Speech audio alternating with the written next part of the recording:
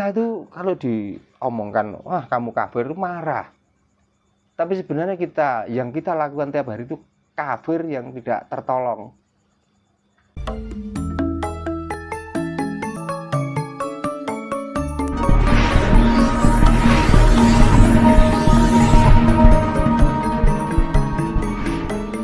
Sugeng dalu sedulur-sedulur. Ya. Rahayu sagung dumadi, rahayu sagung tumitah, rahayu ingkang pinanggih. Rahayu.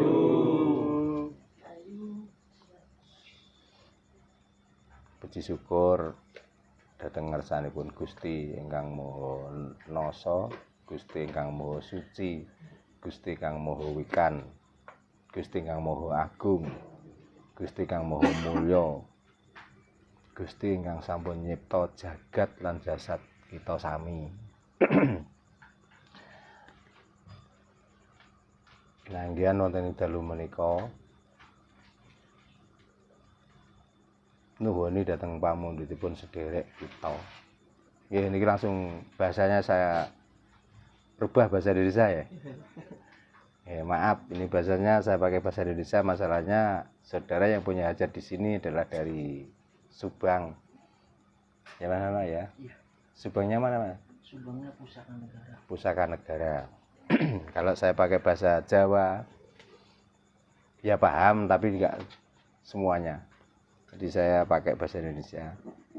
Pada malam hari ini acaranya juga sama, masih rutinan dalam mencari pencerahan, atau kita itu akan menemukan atau mencari kesejatian diri kita. Yang kedua, sambil memanfaatkan malam Senin, saudara kita dari Subang, Mas Nono Surono, beliau punya hajat. Yang hajatnya yang tahu cuma saya dengan Mas Nono. Namun yang kita minta supaya Mas Nono ini apa yang diinginkan semuanya bisa terlaksana, dan apa yang dijalankan rutinitas setiap hari di samping keberkahan untuk keluarganya juga keberkahan untuk orang lain. Dan kita ucapkan salam rahayu untuk Mas Nono. Rahayu. Rahayu. Itu. Yang kedua, di sini dengan mengadakan acara, bisa dibilang hajatan, karena hajat itu adalah acara sesuai dengan budaya dan adat orang Jawa, bahwa hajatan itu identik dengan bancaan. Ya. Nah, mungkin di antara saudara-saudara kita ada yang tahu apa toh arti dan makna bancaan. Coba, barangkali ada yang tahu. Ada yang tahu, ada yang paham? Ya, makanya ini harus saya pahamkan. Supaya apa? Kita itu kalau bancaan itu gak identik dengan nasi. Gitu. Nah, kenapa kalau bancaan kok pakai nasi? Artinya begini, di saat orang itu diajak bancaan dan orang itu bisa membaca, setelah itu ya namanya duduk yang lama dan mendengarkan doa-doa yang dibaca, otomatis kan perut kita lapar. Maka dengan adanya nasi, dan nasi itu menyimbolkan atau filosofi dari hidup kita sendiri.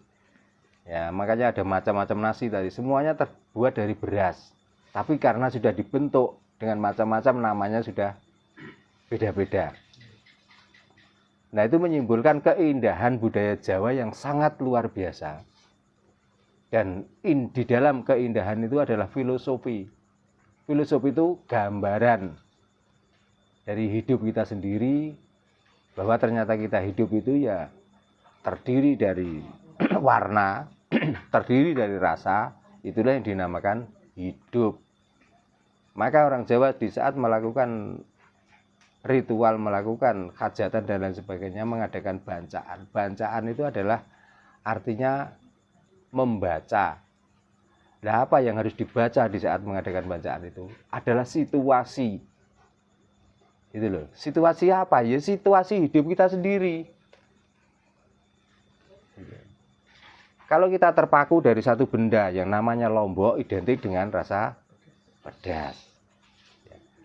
Tapi di saat dicampur dengan nasi kuning dan pedas itu ditempelkan pada mie, ada orang yang ngomong pedas. Nanti ngomongnya di saat dimakan itu cocok, ngomongnya gimana? Enak atau nikmat. Apakah kenikmatan itu harus disyukuri? Kan kenikmatan itu harus dinikmati, bukan disyukuri. Makanya hati-hati dikala orang itu mendapatkan suatu kenikmatan.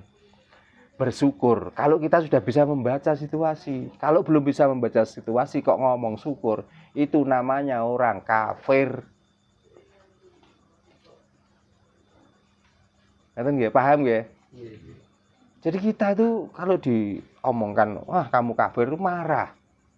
Tapi sebenarnya yang kita lakukan tiap hari itu kafir yang tidak tertolong. Jadi itulah makna bacaan. Bacaan itu harus kita bisa membaca situasi dengan berbagai filosofi seperti itu. Kenapa kalau namanya buceng itu harus yang di bawah besar, yang di atas lincip. Dan di atas lincip itu enggak ada ujung. Seperti kita itu mengakui bahwa hidup ini adalah ciptaan dan yang mencipta namanya Tuhan. Jadi kalau kita membicarakan tentang Tuhan enggak ada ujungnya. Dan di atas sudah enggak ada apa-apa. Gitu. Kalau kita ngomong langit, mungkin itu keterbatasan kurnia kita memandang. Tapi ini kalau ditelusuri, terus saja ya, di atas orang itu ya langit terus. Nah itulah yang perlu kita baca di situ. Nah, jadi menyimpulkan bahwa sebenarnya orang Jawa dengan melakukan bacaan dan lain sebagainya, di saat di situ orang itu paham tentang bacaan, ya itulah orang yang berketuhanan tinggi atau orang yang sudah bertauhid luar biasa. Itu baru satu benda namanya buceng. Belum nasi kuning, belum nasi gurih. Ya, walaupun tadi sudah saya singgung, tapi perlu dipahamkan lagi. Sebenarnya yang dinamakan sangkan paraning dumadi itu terdiri dari dua warna sebelumnya, yaitu dari warna kuning dan warna putih. Nah, warna kuning melambangkan ketenangan jiwa, warna putih melambangkan kesucian jiwa. Ya siapa yang memulai? Yaitu bapak dan ibu. Gitu. Jadi sebenarnya kita hidup itu hanya mengikuti apa yang kita baca sebenarnya. Mengikuti dalam arti apa? Simbol-simbol yang kita baca. Nah, nasi kuning dan nasi putih yang kita baca adalah belajar dari telur.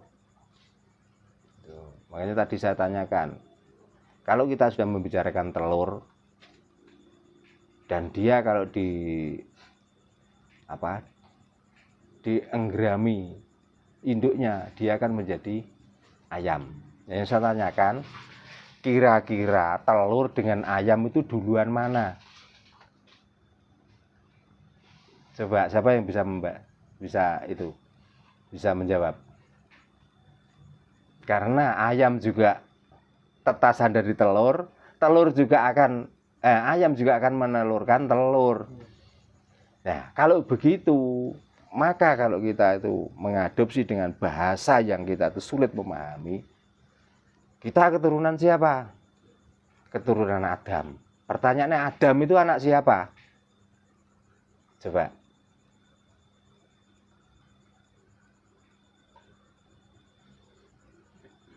Gimana? Makin pusing toh? Makin sini. Paling-paling nanti jawaban, supaya jawaban itu nggak dikejar lagi, Tuhan diciptakan dari Allah, cuman gitu. Nah, bahannya apa? Bahannya dari bumi, angin, api, dan air. Cuman gitu. Lah pertanyaannya, Adam waktu itu lahirnya di mana?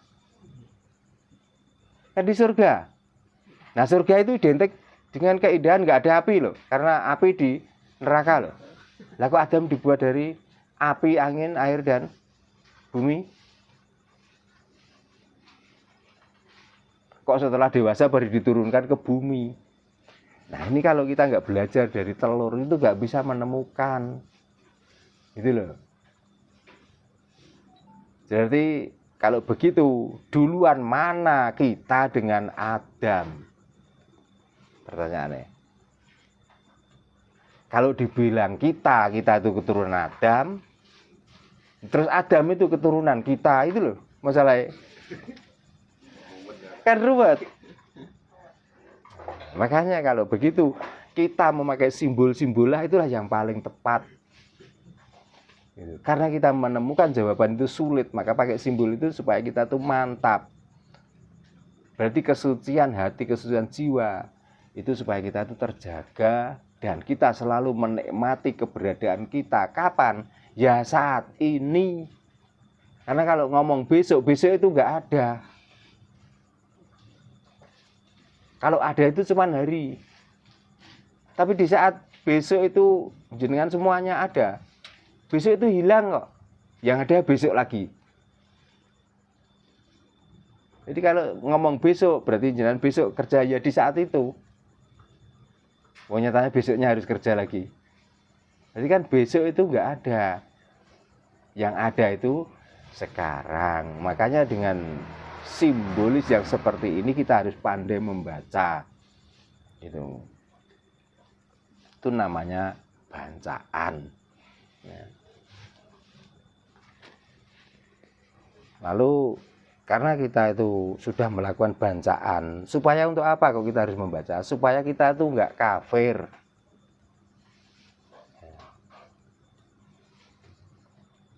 Nah, kenapa kok kita enggak kafir?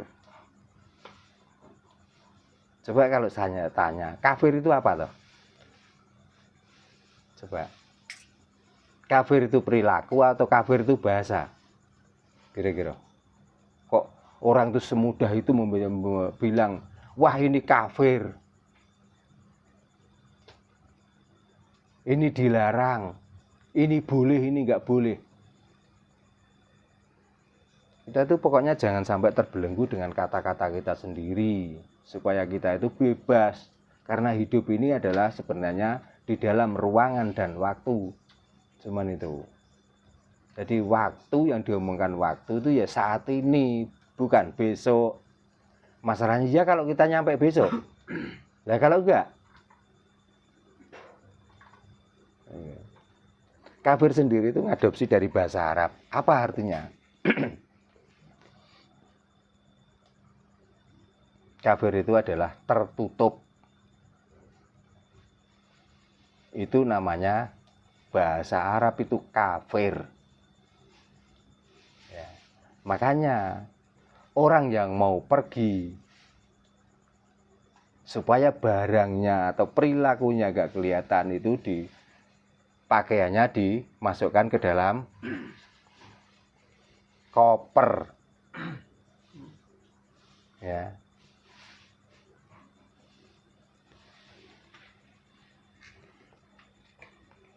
Orang yang sebenarnya paham dengan ilmu, tapi orang itu bukan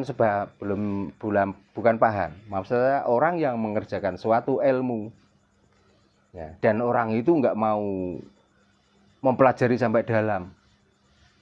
Orang itu selalu melakukan itu dianggap itu benar.